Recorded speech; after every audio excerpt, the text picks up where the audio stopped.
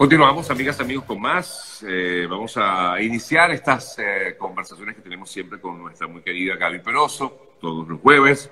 En esta oportunidad, Gaby, bueno, en estas perspectivas que tenemos para el día de hoy, comenzamos con lo que ha sido noticia en materia electoral para Venezuela, Sí. y es lo que ha afirmado la Unión Europea de que va a enviar una misión del equipo para que pues esté pendiente de las elecciones de noviembre. Gaby, buen día. Buenos días, Sergio. Como siempre, un placer estar aquí con todos ustedes. Bueno, una decisión muy importante que toma la Unión Europea. Normalmente ha habido acompañamiento electoral de alguna u otra institución. Ahora estamos hablando de observación internacional. Sin embargo, como ciudadana común que no es experta en el tema electoral, no entiendo muy bien hasta dónde esa observación y esa verificación técnica va a llegar, porque siempre he escuchado desde las elecciones anteriores, cuando Enrique Capriles Radonsky había asegurado que debía haber esa observación, ellos decían cuando faltaban 3 meses para las elecciones que no había tiempo. Sabemos que ellos habían mandado una misión técnica que ya tiene 2 meses en el país y ahora esto se convierte en una observación internacional. Sin embargo, yo creo que los venezolanos tenemos que estar muy pendientes de que esto no se quede solo en un informe técnico, que realmente se denuncien las irregularidades y no vaya más allá de eso. Sin embargo, yo creo que es muy importante que estén en el país para que vean in situ el desarrollo de un proceso electoral, y quizás no es perfecto en este noviembre,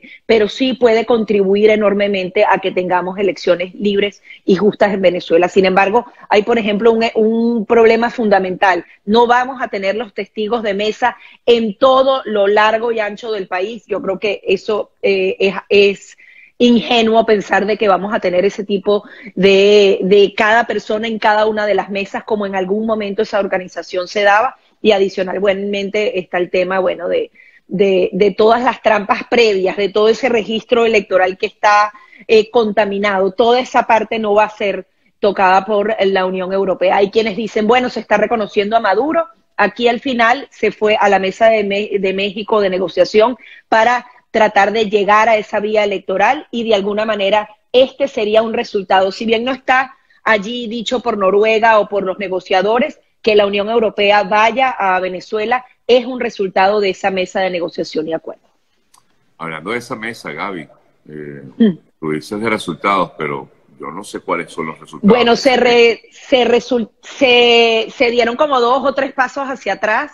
Vimos, bueno, este ataque de malcriadez con el oficialismo, que si se pelea con el embajador de Estados Unidos en Venezuela, que si está empeñado en meter a Alex Saab. Yo creo que son justamente esas tácticas dilatorias una y otra vez. Sin embargo, internamente lo que podía conversar off the record es que ellos tienen de alguna manera un cronograma, y que si bien no se avanzó este fin de semana, para la próxima, que hay quienes tienen preocupación porque no se ha dado la fecha definitiva y dicen, ¿será que es que ahora ya va a ser después de las elecciones? Supuestamente van a haber conversaciones antes de esas elecciones y se estaría avanzando en ese cronograma. Están centrados en el tema de la reinstitucionalización de Venezuela, es decir, lograr cosas como la que se logró con el Consejo Nacional Electoral, por ejemplo, que se pueda nombrar a otras partes del poder y que sean independientes. No sé, podríamos hablar, por ejemplo, del Tribunal Supremo de Justicia, eso podría estar en la mesa. O sea, buscar que los poderes sean un poco más independientes del régimen de Nicolás Maduro, por lo menos con esas relaciones. En el caso del CNE es 3-2, buscar ese tipo de balances dentro de esto. Sin embargo, hay muchas mesas técnicas, hay quienes dicen que la mesa de negociación no necesariamente está en esos fines de semana, sino en todas las conversaciones, y hay un tema siempre importante, el tema económico mueve todo esto, no solamente mueve a Maduro, que quiere que le levanten las sanciones, que quiere tener flujo de caja, pero también se dice que el tema económico mueve el otro lado. Hay varias empresas y varios individuos que se preguntaban ¿hasta dónde vas a dejar que Rusia y China se quede con todo el país? Sin embargo, si creas esta negociación, de alguna manera puede llegar esas empresas. Hablábamos con la Cámara de Comercio de Estados Unidos y decía que hay muchas empresas que lo quieran. Está el sector petrolero que dice, wow, no podemos dejarlo en manos de esta gente y todas estas cosas son motivaciones a que esa mesa continúe allí. Sin embargo, también sabemos que Nicolás Maduro sigue tratando de hacer acuerdos comerciales importantes con China, y si, por ejemplo, alcanza uno antes de final de mes, no necesariamente estaría tan interesado en la mesa, porque él al final lo que necesita es flujo de caja, tener dinero en efectivo, poder mover esa rueda. Si se hacen acuerdos importantes con China, no necesariamente podría estar tan interesado. Sin embargo, sabemos que este gigante chino está atravesando por una serie de problemas justamente en materia energética, inmobiliaria, entonces no sabemos si ese tipo de acuerdos que Maduro espera materializar realmente lleguen a un acuerdo.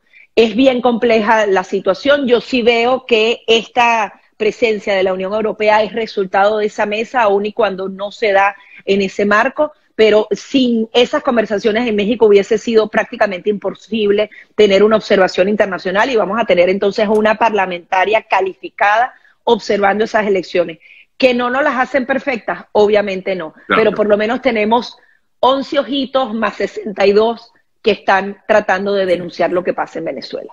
Claro, Gaby, ahora, efectivamente, pero parece indicar que estas negociaciones pues tienen básicamente un objetivo electoral, lo que quizás... Y económico, como te decía, porque al final ahí estaríamos hablando de reapertura de empresas extranjeras en Venezuela, que haya un giro en el tema petrolero, que Maduro trate entonces de levantar estas sanciones y esto también movilice el dinero. O sea, yo a veces siento que es más económico que político. Al final ese es el interés quizás del régimen, ¿no? Como tal, el tema económico, pero... Y del otro lado, de las naciones de Occidente que no necesariamente quieren que Venezuela quede en manos de Rusia y China.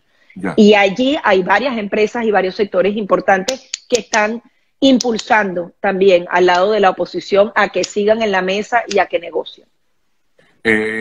Hablando de la oposición al final termina reconociendo el régimen de Maduro con esta mesa. Es una de las cosas que se le ha criticado sobre todo a la plataforma unitaria, ¿no?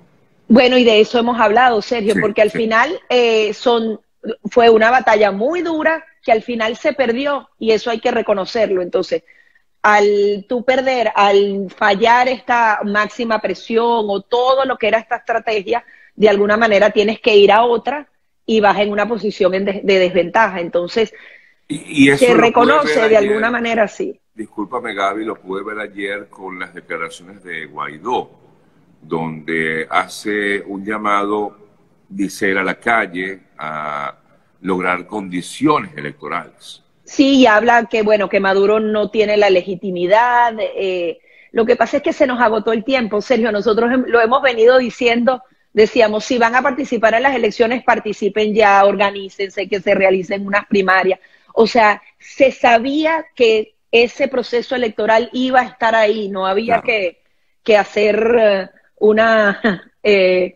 o sea, la predicción ya estaba ahí cantada y no se hizo. Entonces, a la oposición le falta mucha organización, porque ahí están no sé cuántos candidatos en los puestos más importantes que se están disputando, que si la tarjeta de la MUD, que el partido aquel, o sea, ¿de qué estamos hablando? O sea, podemos perder los lugares más importantes. Ni siquiera hay acuerdos internos. Yo siento que la oposición está en uno de sus peores momentos, porque ni siquiera acuerdos internos hay, digo, de candidatos unitarios como totalmente. Tal. ¿Y eso qué va a hacer? Que gane el oficialismo limpiamente. Ahí no va a haber ni trampa. O sea, tengo 3 candidatos de oposición, tengo 2 candidatos de oposición versus uno del régimen de Nicolás Maduro, se divide el voto y eso es matemáticamente así. Entonces, ¿por qué perdimos tanto tiempo si al final se sabía que eso iba a pasar tarde o temprano? O sea, la política también es tomar decisiones en los momentos correctos, y eso lamentablemente no se hizo. Obviamente era muy difícil, sí, obviamente no puedo criticar, pero yo como ciudadana común lo vi hace tantos meses, y por qué la decisión se anunció hace un mes, Sergio, aproximadamente, de que realmente iban a esas elecciones, y se sabía que la Unión Europea tenía toda la intención de hacer la observación internacional. Con esa observación internacional se reconoce a Nicolás Maduro, se reconocen estas elecciones, y entonces se desconoce la estrategia anterior, que justamente se basaba en no participar en elecciones porque eran fraudulentas. O sea, se dibuja algo completamente distinto. Yo debo agregar algo, se acaba definitivamente lo que se llama como el gobierno interino. Claro, porque ya esa estrategia quedó a un lado, ahora vamos a creer en el proceso electoral, en el árbitro electoral, cambia completamente la dinámica. No sé qué va a pasar en enero, por ejemplo, con ese parlamento. Entonces... o sea, exactamente, ¿qué va a hacer con ese parlamento? No puede permanecer más tiempo allí, en todo caso, esta asamblea elegida en 2015. Y además, bueno, están ya esas fracturas, primero justicia, diciendo que me salgo del tema de los activos internacionales, pero al final tú eras el jefe, o sea, primero justicia era el que llevaba todo el tema internacional dentro de ese G4, que son 4 partidos políticos que de alguna manera, o sea, Guaidó no manda solo, es una coalición de partidos de oposición y él no toma las decisiones solo. Pero, o sea, vemos todo este manejo en donde ahora sí me salgo, o sea, realmente las fracturas internas son muy, muy profundas y eso pesa y hace que, bueno, que vayas a una pelea con un peso pesado con 2 grilletes en los tobillos, ¿no? Y mientras tanto, estamos a la espera de la extradición de 2 personajes claves en todo el manejo sobre todo las finanzas del régimen, que son Alex Saab y el Pollo Carvajal. Ahora el Pollo Carvajal ya está cantando en España, ahora habló de Monedero, ahora habla de Zapatero, buscando evitar su extradición, ¿no? Ahora, yo me pregunto, todo lo que hemos leído de la prensa española, todo eso lo sabíamos, o sea, se sabe claramente que Chávez financiaba a Podemos, que Monedero estuvo por todo, que hicieron todos estos informes falsos, que se metieron miles de millones de dólares a costas de el dinero de los venezolanos. ¿Dónde están las pruebas? O sea, ojalá que España no se deje engatusar y realmente vea qué es eso. Y adicionalmente, ¿por qué no se daría la extradición? O sea, él entonces va a guardar esa información si lo mandan a Estados Unidos. La información realmente es nueva y novedosa y contundente para, por ejemplo, no sé, enlodar a lo que fue el gobierno de José Luis Rodríguez Zapatero. Yo creo que es un juego que en España hay mucho dinero, Sergio. El gobierno español le conviene seguir ahí de buenas con el régimen de Nicolás Maduro, porque el tema del lavado de dinero y todo lo que se mueve allí es increíble. Hay muchos chavistas, no es como aquí en Miami, que están un poco disfrazados. Allá no. No, y es muchísimo más dinero, porque ellos todo el tiempo se han manejado entre euros, criptomonedas. Con todo el tema de las sanciones, el dólar es muy complejo, no lo puedes manejar por las sanciones. Estados Unidos además está mucho más pendiente y obviamente España es un lugar predilecto, por así decir, y España al final tiene lazos sentimentales, por así decirlo, con Nicolás Maduro y está mucho dinero en juego. Entonces no sabemos si realmente quieren que el Pollo Carvajal sea extraditado. Ojalá que sí, porque todo parece indicar que debe ser así. Pero bueno, ya tenemos la historia de Alex Saab que nos hace cambiar. Que no termina de concretarse, sí, ¿no? Y tenemos más de un año de esto, del tema de que atraparon a Saab en Cabo Verde. Es así. Gaby, quiero hablar de temas que nos atañen a quienes vivimos aquí en este país, en Estados Unidos. Porque efectivamente se espera que la medianoche concluya la financiación del gobierno. Un poco para que entendamos lo que pudiera ocurrir, el plazo para el cierre, lo que llaman el cierre del gobierno, qué es lo que va a pasar en todo caso en el Congreso con respecto a esto. Sí, se espera que durante la mañana del día de hoy se haga una votación de demócratas y republicanos, porque normalmente el sistema americano tiene un presupuesto que tiene fechas específicas y eso se tiene como que de alguna manera renovar. Eso no tiene una incidencia directa en el pueblo estadounidense, pero sí en miles de funcionarios públicos pasó durante el gobierno de Donald Trump. O sea, no se trata de un tema de partidos, sino que el presupuesto de alguna manera tiene que reactivarse para que no se queden sin dinero. Si se quedan sin dinero, los funcionarios públicos dejan de cobrar su sueldo, a veces se extiende hasta mes y medio, y de alguna manera hay una pausa en todo lo que sería la burocracia estadounidense. Tienen plazo hasta la medianoche del día de hoy al parecer hay acuerdos para que eso no pase, porque ni a los demócratas ni a los republicanos les conviene en este momento particular que eso suceda. Sin embargo, hay una discusión de un paquete de infraestructura y de ayuda social importantísimo que tiene Joe Biden, que realmente es uno de los temas más importantes en este momento. Los republicanos no quieren que pase eso, y adicionalmente en octubre se habla que es muchísimo más técnico y más denso, el tema del techo de la deuda. O sea, Estados Unidos se tiene que endeudar más porque, bueno, ha tenido que enfrentar una cantidad de ayudas, el tema del COVID y algunas otras puntos. Los republicanos no quieren que esa deuda aumente, pues así por decirlo, que ese techo suba un poquito más para que Estados Unidos pueda endeudarse un poco más, y allí se dice que Estados Unidos podría caer en default, que sería obviamente algo muy grave. Entonces, no sabemos cómo se da el manejo de esto. Los republicanos se niegan y entonces permiten que esto suceda, pero a la vez dicen no le podemos dar un cheque en blanco al presidente Joe Biden. Entonces, sí, ese es el gran punto. Las repercusiones de esto, claro, si efectivamente tú comentas que es un tema netamente de partidos, de lo que está pasando, pero las repercusiones pues van a ser para los ciudadanos comunes. En este caso de un default, obviamente sería grave. Vemos que China está complicadísima y Estados Unidos se complica. Estás hablando de las dos economías más importantes del mundo y ya tienen tiempo diciendo que todo el tema de las crisis económicas son cíclicas. Ya pasaron estos 7 años. Está bien complicada la situación. Ojalá ellos puedan de verdad tomar las decisiones acertadas. Se dice que hay algunos bancos que se están preparando por si acaso hay algún tipo de, quizás no es la crisis que recibió a Obama cuando entró al gobierno, pero hay que ir con paso bien suave para ver qué ocurre. O sea, son 2 meses determinantes para la economía estadounidense. Sí, señor.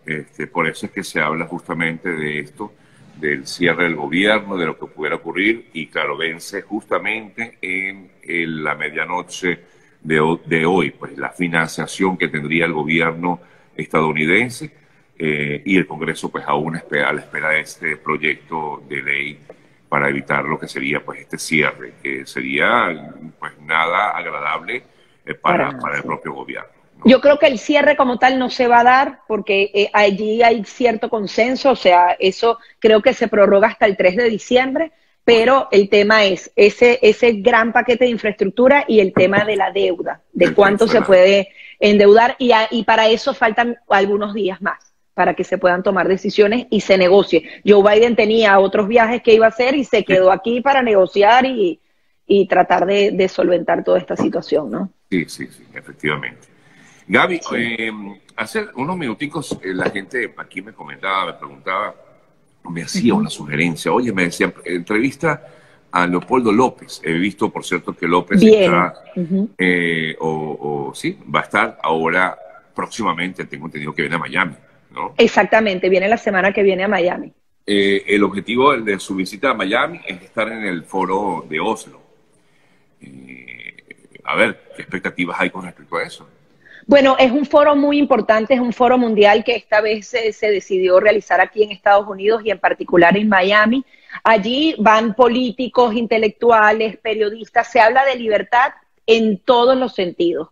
Protección de grupos humanitarios, minoritarios, el tema de libertad de expresión, pero particularmente es importante porque han tomado 2 figuras de alguna manera que se enfrentan a regímenes dictatoriales. Por un lado, Leopoldo López, como una figura, como un preso político venezolano importante, que combate justamente a la dictadura venezolana, y también Alexei Navalny va a participar. Recuerden que está preso, es el principal opositor de Vladimir Putin en Rusia. Va a participar a través de un representante que va a leer un discurso, nos imaginamos, escrito completamente por él. De alguna manera se dan 2 figuras de la resistencia y la lucha por la democracia en medio de este foro, más allá del tema político que pueda vivir Venezuela, de los partidos y todo eso. De alguna manera se reivindica el valor de esos presos políticos y de quienes se han resistido a la dictadura, y adicionalmente, bueno, tendrá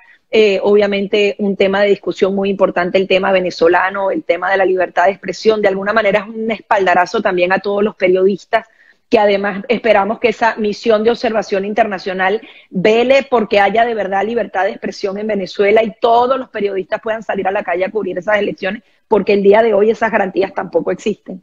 Entonces, este foro internacional y bueno, y todo lo que está pasando en el mundo es importante, y no sabemos si Leopoldo López, además de participar en ese foro, nos imaginamos que dará algunas entrevistas, y no sabemos si de allí se irá a Washington, D.C., a hacer otra serie de reuniones como lo hizo hace algunos meses, justamente tratando entonces de buscar nuevos consensos, nuevas ayudas para Venezuela.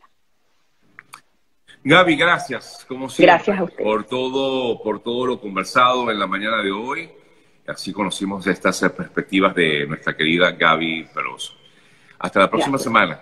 Nos vemos pronto. Beso grande, gracias a Gaby Peroso. Pueden seguirla, por cierto, a través de su cuenta de Instagram. Seguramente ya lo hacen, pero igualmente se los recuerdo, @Gaby Peroso C. Feliz día, Gaby. Gracias, Carlos. Nos vemos. Nosotros una pausa y al regreso cerramos el programa. Ya venimos.